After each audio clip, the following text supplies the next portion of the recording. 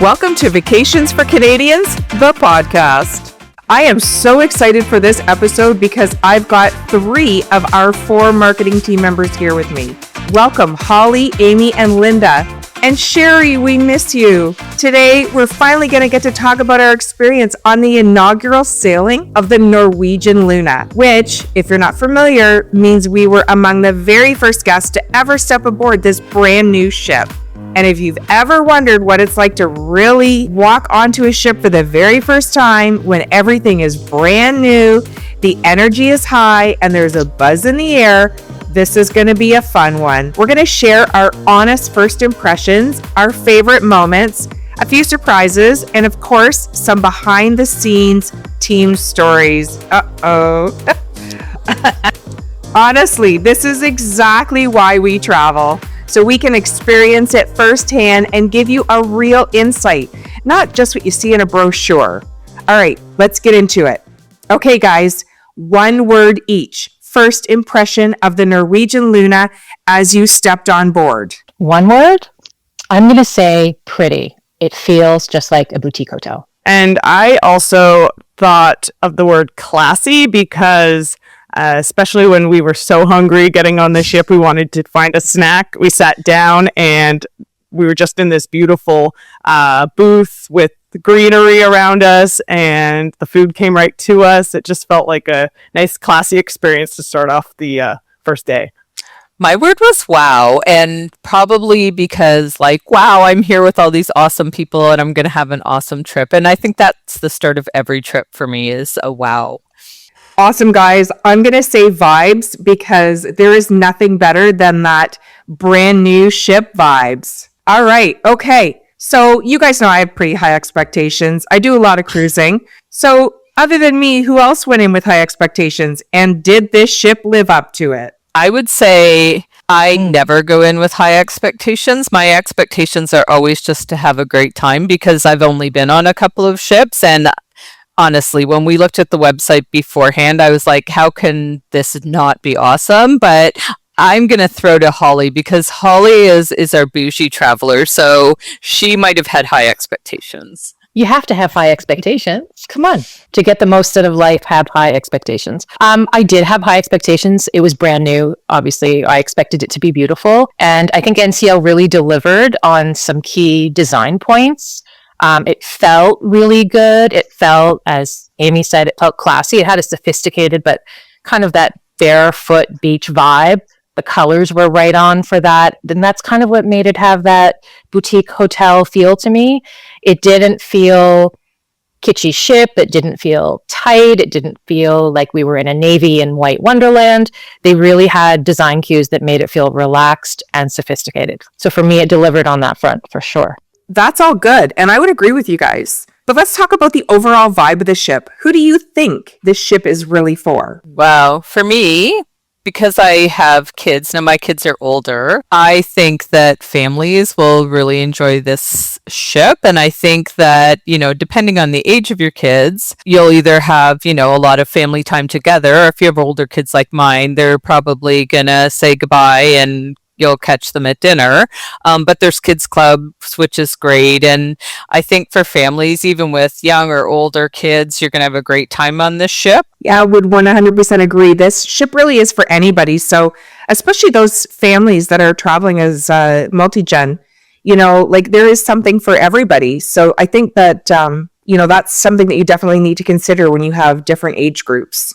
Okay, so let's get into the fun part. So Linda, what was your absolute favorite thing to do on board? Well, I think, the first thing we did was grab a cocktail. So that's always fun, not to be driving or having responsibility. So I think that my favorite part was just kind of letting loose. We had so much fun at the deck parties and dancing and just I think, I'm not going to shame anybody, including myself, with ages, but I think when you get to a certain age, you kind of stop going to the bars and you stop doing that kind of stuff as much. So it was kind of fun to let loose, and they definitely, skew their entertainment to include everyone, because there was people from like the youngest to the oldest, like dancing, living the rest life, and it was so fun, and just a great time. Thoroughly enjoyed that.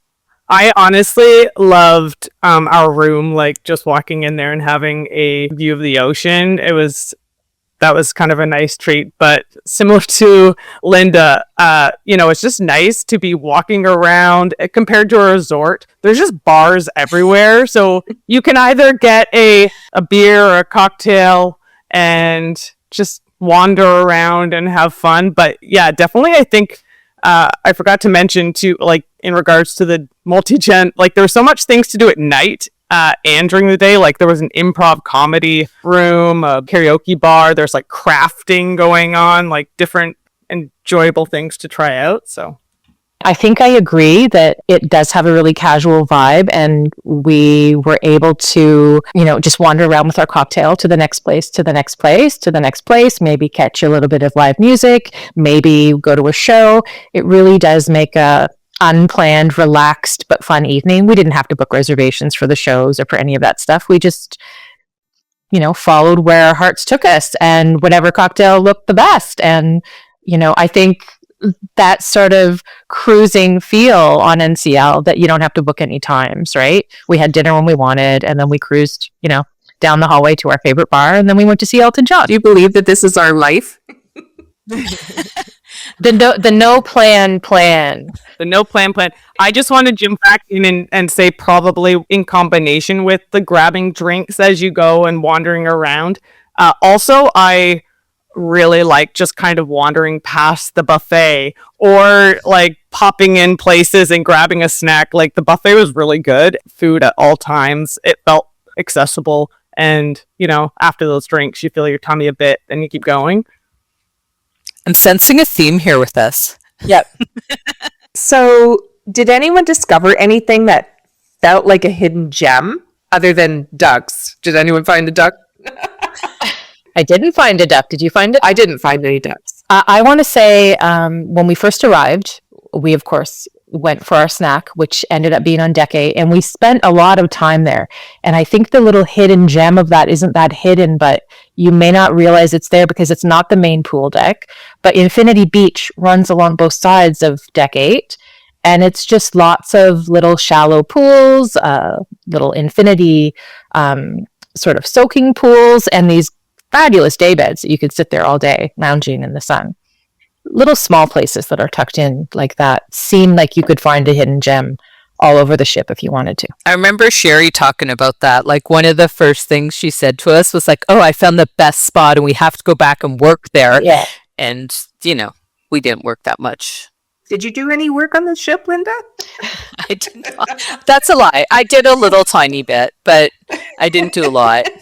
I think when you were walking on deck 8, Holly, you might have been with me that one time, and we kept stopping and we kept seeing people, just having naps in day bed everywhere. And when I said aesthetics or sophistication, like everything had it, like all the seating areas and rest areas were so well designed, like with those little pools or an ice cream machine along the way to make yourself a cup. Yes, also secret soft serve. Yes. And I just wanted to say something that was really cool that we experienced was there was a place where you could stand by the Luna moon and press a button and it would give you a cue and then it would take a shot of you from the whole ship. Yeah, they were cool. So we all get to work in this industry, and obviously we hear a lot of feedback about different cruise lines and different ships. So we all have our perceptions before we get there. So what is something that you had a perception that ended up being something that wasn't what you thought it was going to be? Maybe something that was better than you thought it was going to be. Well, I've only had one experience on a cruise prior to this ship. And I think in comparison, the last ship we were on felt a lot more open and large, with the center of the ship kind of visible to everyone, like that kind of open atrium. But the Luna felt more compact on the inside with more things happening on the outside. So it was a bit of a different experience that way. I think I'd never been to a inaugural ship presentation, and they had the whole Norwegian cruise line executive there, and they had the godmother of the ship, which was actually an artist named Elle. And once we saw her at the presentation, it was kind of cool to then think about this person and then think of all of the artistic details around the ship, from the wallpaper. Yeah. And she designed the hull. Yeah. So that was kind of like a neat thread to kind of keep an eye out as we experience the ship. Yeah, I think everybody kind of talked about, except me, that they like the difference between the openness of some other ships. They all really enjoyed that. And I'm like, I'm just happy to be on a ship. Like, maybe when I have more experience, I'll feel different. But I was like, I don't have a good sense of direction. It really doesn't matter how open it is. I'm usually turned around and backed up. But I think that was like a theme that everybody kind of felt that way, that they appreciated all the great stuff there was on the ship, but they also missed the openness of some of the atriums on other ships. For sure. And I mean, I've been on a lot of cruise ships, but I was getting turned around. I never could get my bearings because I think I'm so used to those ships with the wide open, promenades or plazas in the center. Okay, so let's talk about staterooms. So what stood out to you about the rooms? So we got to tour some of the staterooms, and one that I thought was really cool was the solo traveler rooms, because it had a lounge that was kind of private, and it had their own beer taps and coffee makers and snacks. Yeah, I mean, I think those solo rooms were petite, but the way they were executed in their own space with their own lounge and their own private, I mean, make a cappuccino, get a glass of wine, it was all there for you on tap, was really, really well done. I was just going to say, so we had a balcony room, which was great. Lots of space, like lots of storage. There was 2 of us in there. We had the beds split for twin beds because we're not that cozy. The bathroom I thought was really big. Like the shower was, I think you could, I'm pretty short, but I think like even a taller person or a bigger person could, be quite comfortable in there. And one of the ones we visited was the family, and I think it was accessible as well. And it was huge. Like that was a big, big room. So I thought that the rooms were really well appointed. And I think that like from a space perspective, there was a lot of space and storage and that sort of stuff on all of them, where you wouldn't be like, ooh, I feel cramped, Yeah, and I stayed in the mini suite, and I'm not sure that it would be any bigger than a typical mini suite, but it did feel it felt spacious. I think because of the furniture and the decor, it felt very light and airy, and there wasn't big bulky pieces, so it did feel like there was some space to move around. So we also had a balcony cabin, and I thought it was quite spacious. I think the room arrangement really optimized the space. So when you went in the door, you weren't tripping over the bed or a big storage piece. I will say that there's a good amount of hanging closet space, but they definitely must have everybody over 6 feet that's on the NCL design team, because I was on my tippy toes to reach those hangers. Well, alternatively, I was thinking walking down some of the hallways to the cabins, and even in the cabins, that some of the ceilings might be a bit short for a really tall person.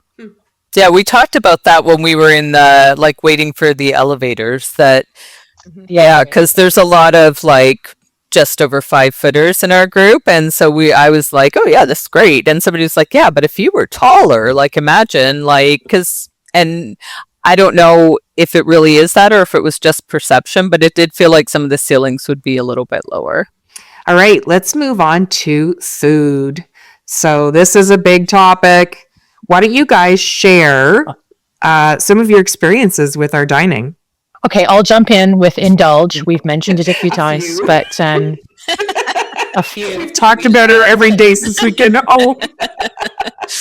Dan noodles. Fans of NCL, Dan Noodles, fans of NCL rave about this, and I can see why. Not only is it a beautiful space, but the technology behind it is so great. You literally sit down and put your order in on a tablet, and it appears like magic in, I swear, seconds. Some of the orders showed up in, and I think the whole group, we had almost everything we loved. Dan Noodles are for sure a highlight.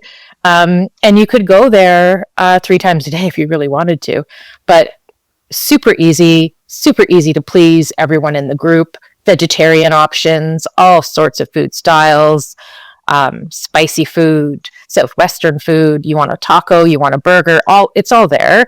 So if you're traveling again with kids, multi-gen, what an easy way to grab your lunch. Everyone can have a different meal, and it all shows up at the same table from the same server. Easy, and good quality. I was going to say, I'm someone who often eats a later breakfast and then, sometimes wants to eat a later lunch. And if you're, the buffet closes at 3, something around there. But the Surfside Grill was always open around between 3:30 and 5 p.m. And Holly had one too. I went aching for something, and I had a cheeseburger that I didn't think I'd eat all of it, but I devoured it. And I think the next day, Holly met me there, and she said, "I didn't think I was going to eat all of it, but it's so good." And yeah, I don't know why that hamburger hit the spot, and they had fries. It was better than it had any right to be. It was great. I don't think we were just starving. It was actually a really good burger. They're doing something right with the food. I think that was probably one of the best parts of the whole trip. And then we went to those restaurants. Yeah, and the funny thing, so we did lunch out on the deck. I can't remember which restaurant it was, but we had ordered lunch, and all of a sudden we heard this big crash and screams, and we were like, oh my God, and we're looking around to see if somebody hit the deck and like something happened, but we were above where the slide was, so it came by. So it was kind of like, if you're looking for relaxing lunch and it's a busy time on the slide, it might not be the best restaurant, but it actually became really funny because we would just like wait for the next person to head down the slide. We panicked a little at first, but that was kind of a fun little thing. I think was that the local? I think it was, yeah. And I'll be honest, I was pleasantly surprised with the main dining. So I have experienced some not so great main dining lately. And so we do a lot of specialty dining, but on this ship, we actually did 2 of the 3 nights in Maine. And I got to say, my meal was really good at both locations. So kudos to Norwegian for that. And we did the specialty dining. And as someone who used to do all-inclusives and now is like, I'm only going to cruise, but it reminded me a lot of what I had done at all-inclusives, which is not to say that the show wasn't great and the food wasn't great. All that stuff was great, but it felt like stuff I had done before. So for like, if you're coming from like all-inclusives and going on a ship like this, I almost wish I had done something a little different because it felt like something I had done before, just in a different setting, which is not taking away from the show or the food. It just is like, I've had this experience in a different setting. Okay, let's move on to entertainment. And I already know what the answer is going to be on this one, but did anything really stand out to you guys? Was there like a do not miss show or something, some sort of entertainment? Amy at karaoke. I'm a video. Not by the way, we should want it. There's a good bar open at night called Sid Norman's that from 9:30 until I think midnight, 11:30 maybe, had a karaoke crowd loving the tunes. A very engaged karaoke crowd it was. Yes, very engaged. But I think you guys went to some shows. I needed little naps around that time after dinner, but what was your favorite shows? I think it has to be Elton. Everyone's going to say. Definitely got to be Elton. It was everything I think we expected. It was flamboyant. It was colorful. It was the music we loved. They did a great job. How many seats were in the theater? It's a pretty large theater. There's 3 levels. You didn't have to make a reservation, though. So we just, as long as we got there in time, we got there in plenty of time to get a decent seat. And I think it was exactly what we were looking for. Everyone was singing along. The crowd was really into it. I don't know what more you'd want from a show. And I will also say Eldon was definitely the highlight, but we also went to see the Eagle show and it was great. Like it was less high production, but I mean, if you're of that era or you enjoy that era, the singing was amazing. Like it was just a really fun show and people were really into it and I think it's a good offset to the Elton show if you're looking for a second show to see. I also wanted to note that there was 2 offerings of the show, like one at like 7 or something, and then another one later in the night, in case you do need that nap after dinner. Except for my nap usually goes to the next morning, so. Facts. Okay, so we all did the aqua coaster, and they really pumped us up. So basically, it's like a combination between a water slide and a roller coaster because it propels you up and then pushes you to go through the rest of the water coaster. So, thoughts? So the push off was like being on a roller coaster, like, ah! And then the rest was like a water slide, and it felt like a water slide. So it's cool. I wish it was longer. I think if it had been longer and a little more twisty or something, maybe it would have felt like a little special, but that was the thing. If you want to say what was something that you had high expectations for that maybe didn't meet it, I think the buzz around the aqua coaster might have been it, because I really expected something a little more thrilling. Well, Once I got past the initial push, it was kind of like it was fun. It was a water slide. I had a good time. I would have gone a few more times, but it wasn't everything it was built up to be, like in my mind, because I had read so much about it and like this is cool new technology and blah blah blah, and then I was kind of like, okay, well that was fun. But the full body dryers when you came off of the slide, I mean that. But did you actually get dry? I'm kind of going to call that a miss. Well, because I stood in there for a few minutes and I was still just as wet when I walked out of it. It warmed you up a little bit. Like it was, Okay, I'll give you that. We also had the picture taken, and so we downloaded the pictures and then I went to get them, and the pictures were so blurry that neither one of them was even usable to share. So I thought that was kind of a miss too. But ultimately, I still think the kids would have fun, and the adults that for sure think they're kids, they would have fun too. yeah, I'll be lined up for that. I think the funnest part for me was watching people when you got to the end, because your propulsion had stopped. So you kind of like needed to work your way out of the last part to get going to finish off. So it was fun just standing watching people kind of come out, and then they were like, oh crap, I got further to go. Little self paddle. We got some good pictures of Teena and Barry.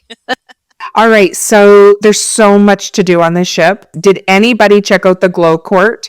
And what are your thoughts? So I did wander up to the Glow Court one night after I wanted to escape the pool dance party. And I mean, it wasn't in full use, obviously, but everything was lit up. During the day, though, I did see some couples playing pickleball on the court. Mini golf was like, that whole area did feel like a midway. I also did see people using the Moon Climber, which is this like multi-level playpen type obstacle course on the top deck, and it's meant for adults and children. So I could see families like working their way in and out of there. It definitely would be a great place for those hyperactive children who need to stay contained but use up that energy. So I think my favorite part of the cruise was Great Stirrup Cay. And I've been, but it was a long time ago, and they have made some amazing improvements. I don't think any of you guys have been to a private island before. Am I correct? No, I have. Oh, I forgot. You were at Coco Cay. Yeah. All right. So Linda, tell me your thoughts on Great Stirrup Cay. Well, it felt a little more contained and walkable to me, but that might be the construction and the fact that I really didn't meander much beyond. Like, I went and walked the beach and I was by the pool, but when I was at Coco Cay, we were at the beach, but I felt like it was a long haul to get anywhere else. And maybe that was just because I was also like managing other people, and at great stirrup. I just had to manage myself, but it felt really accessible if you wanted to kind of move around between the beach and the pool, where Coco Cay, I felt like I didn't know where to find the pool and I had to like work to get to it. So I like that. Yeah. And also the bars. I really, here we go, drinks again. But the bars were really like a fun bar. Maybe it's just the difference in the type of trip it was, but like they had those like slushy sort of drinks. Oh, do you remember that slushy espresso martini? Espresso martini. That was so good. I mean, if you have to get a drink at 10 a.m., it only makes sense that they would have that on tap. I also wanted to note there was a Patron bar with all tequila-based cocktails like palomas and spicy margaritas. Also, the people ziplining by was kind of a fun thing on that island. And also, I did have the best hot dog of my life. It honestly was. I had one of those in a Miller Lite, and it was so good. I don't know what's in that hot dog, but it was something better and spoken. Yeah, the food was good too. I really liked it. I mean, the water is beautiful, and that's the thing that drives me nuts when you go to all these islands is you see this like beautiful water, this beautiful like landscape and beach and everything else, and then you take a picture and you're like, that's not capturing it. Like you just can't capture the beauty of these islands, I don't think, unless you're a professional photographer. But we all have pretty good iPhones, and I still feel like it never really captures what you're seeing because they are really truly beautiful places to visit. So, Holly, this one's for you. What was your favorite part of this trip? Favorite part of this trip? Mm-hmm. That's tricky. Tricky. I mean, we did have an evening in the observation lounge, which was a pretty good part of this trip. Is that the night we did the team meeting? We could say yes or no. I don't think she would know the answer. I just want to echo that on the ship, the observation lounge was the most peaceful, serene, beautiful. Until we got there. Until we arrived. So, I mean, and I think this applies equally to families traveling together. We were a team of colleagues traveling together. It really does offer incredible opportunities to connect that you would not have at your workplace or at home with everybody busy running in every direction. So I think my favorite part is that we really had time to key into, what each other was doing and what we were thinking and our plans for the future, and beautiful spaces to do it in. So I think that's my favorite part, that we really brought the spectacle to a few of the spaces on Luna. Does anybody else want to answer that? I don't know. 80s dance party was a bit of a highlight for me. I think it was just a fun ship, and I don't know if it was because, I'm sure a big part of it is because the group was fun, and that always makes a difference when you're traveling is who you travel with and the type of experience you're having. But it was just a fun ship. Like I didn't feel like, I feel like I shouldn't be, dancing like a maniac to like 80s music across the deck. And like their entertainment team was dancing with us, and like everybody was having a good time. And even the people who weren't participating weren't kind of like looking down their nose at you. They were looking at you like, I wish I was up there, but I can't do that. So I think just the whole vibe of the ship and like was really just fun. I agree with Holly, like the observation lounge and the chance to connect and have those conversations we may not have day to day. And those are conversations if you're with a different group that'll take a different form, but it's nice to have that space to do it and feel relaxed. And yeah, it was a great time. What about you, Teena? My favorite part was the ability to share it with you guys. So as you know, it's usually the agents that get to go on all the trips.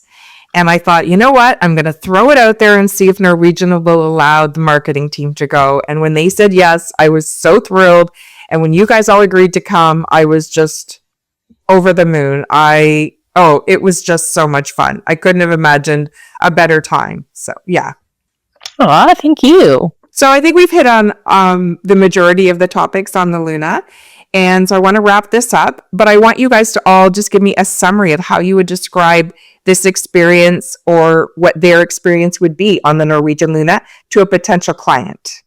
For me, I would say that if I was describing this ship to someone, I would say this is the kind of ship that you're not going to be bored on. Like, it doesn't matter what kind of experience you're looking for. If you have kids, if you're solo travelers, if you're couples, like, it ticks all the boxes. The food and drink are great. The pools are great. Like, those great spaces around, the sides of the pools for maybe younger travelers or solo travelers or couples who don't have kids. There's really great spaces. And like, we didn't even talk about the hot tubs and the haven and all those things.